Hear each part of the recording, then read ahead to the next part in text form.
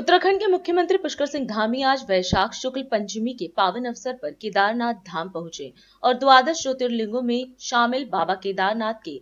कपाटोद्घाटन समारोह में शामिल हुए। इस शुभ घड़ी पर उन्होंने बाबा केदार की प्रथम पूजा कर राज्यवासियों की सुख समृद्धि और प्रदेश की प्रगति की कामना की। बाबा के इस पावन धाम पर आप सभी का हृदय से स्वागत करता हूं, अभिनंदन करता हूं कि आज उस शुभ घड़ी आ गई जिसका हम लोग लगातार प्रतीक्षा करते हैं कि बाबा के कपाट खुले और बाबा के दर्शन हो और विधिवत यात्रा हमारी प्रारंभ हो जाए। वैसे 30 अप्रैल से अक्षय तृतीया के दिवस से चार धाम यात्रा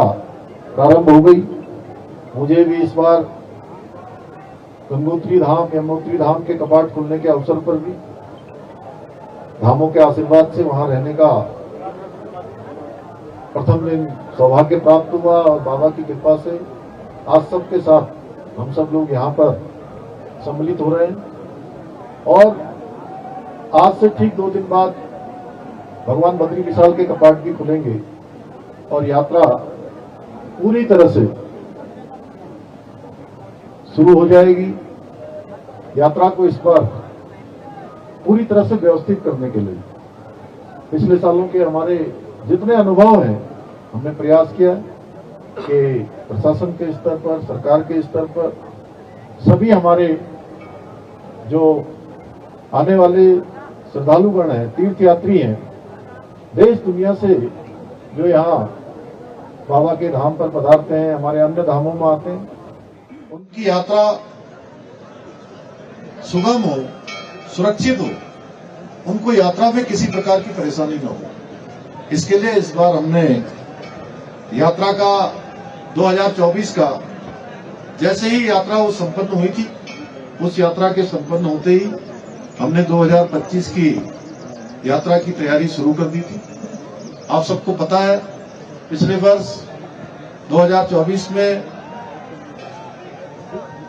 बड़ी आपदा हमारे इस पूरे मार्ग में आई थी और उस आपदा के कारण से लगभग 35 दिनों तक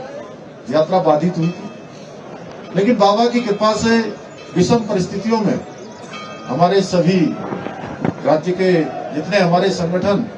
यहाँ काम करते हैं, जितनी एजेंसियां काम करती हैं, जितने विभाग काम करते हैं, सबने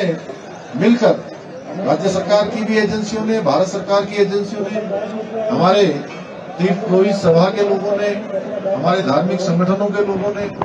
व्यापार सभा के लोगों ने, हमारे जनप्रतिनिधियों ने और स्थानीय लोगों ने बहुत प्रयास किया और हमारी यात्रा फिर से सुचारू हुई। उसके बावजूद अगर चारों धामों में 35 दिन यात्रा कम होने के बाद 46 लाख तीर्थ यात्रियों ने, श्रद्धालुओं ने दर्शन किया और ये यात्रा हमारी प्रत्येक वर्ष बढ़ रही है और इस वर्ष हमको पूरी बाबा की कृपा से ये यात्रा अच्छी हो, इसके लिए समस्त विभागों की मॉनिटरिंग मेरे स्तर पर भी की गई है। सभी लोग इस काम में लगे हुए हैं। यातायात व्यवस्था अच्छी हो, रजिस्ट्रेशन की व्यवस्था अच्छी हो, उसके लिए ऋषिकेश जो यात्रा का पहला पड़ाव जहां से प्रारंभ होता है, हमारे जितने भी लोग इस यात्रा का संचालन करते हैं, हमारा प्रयास होगा कि यात्रा काल में लगातार उनके साथ हमारा संवाद बना रहे।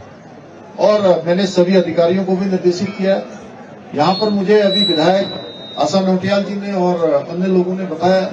कुछ लोगों की यहाँ दुकानें यहाँ पर चलती हैं और सच में ये जो यात्रा का 6 माह का कालखंड होता है वो हमारे लिए पूरे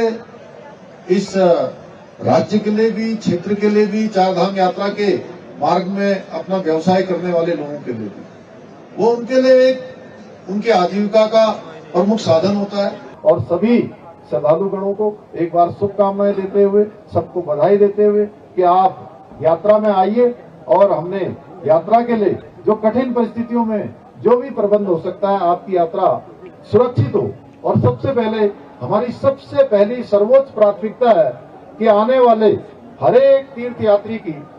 सुरक्षा हमारे लिए सर्वोच्च प्राथमिकता है और उसको हमने ध्यान में रखकर, चाहे यातायात के संबंध में हो, चाहे हमारे अन्य प्रबंध हो, चाहे सुरक्षा की दृष्टि से हो, चाहे रजिस्ट्रेशन की दृष्टि से हो, सभी को सरल करने का भरसक प्रयास किया है। राष्ट्र सर्वप्रथम